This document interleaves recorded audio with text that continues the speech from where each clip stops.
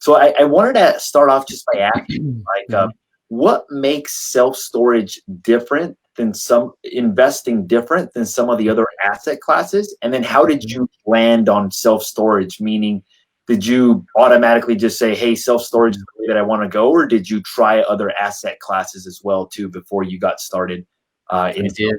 self-storage? Yeah. How about I answer those in a reverse order? So I started investing in single family homes. I think like everybody who starts in real estate typically bought a rental house back in the day when there was an assumable VA loan on it. I rehabbed it, refinanced it, rented it out using the Burr method, Mhm. and rented it out on a lease option, assuming that the person was going to buy it from us at some point.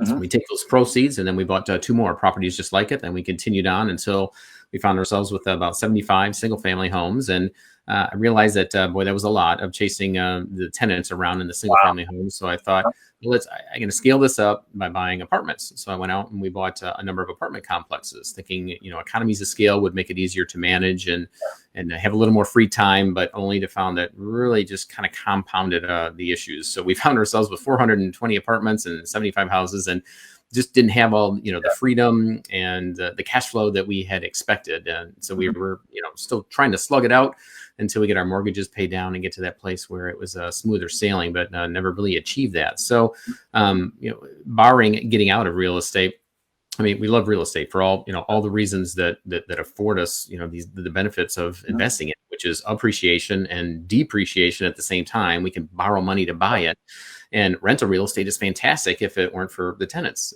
So, as I looked around the landscape, the only thing left without tenants in real estate are parking lots, essentially, and self storage.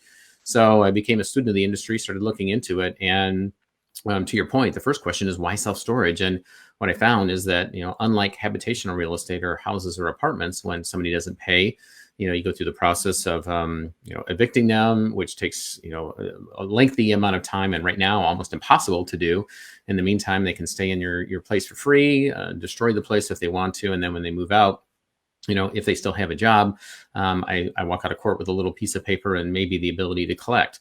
Mhm. With self storage, if somebody doesn't pay after 6 days, you lock them out, and then after 90 days, you sell their stuff and you recoup your money.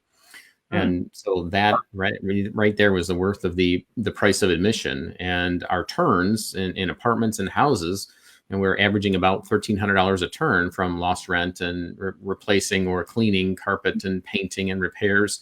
Whereas in storage, well, once somebody moves out, we take a blower and in 30 seconds, we blow it out. It's a metal box on a concrete slab. We don't have all the repairs and the time it takes to put somebody else in. And Mhm. so our, just a very shortened time frame that any unit is down and not generating revenue.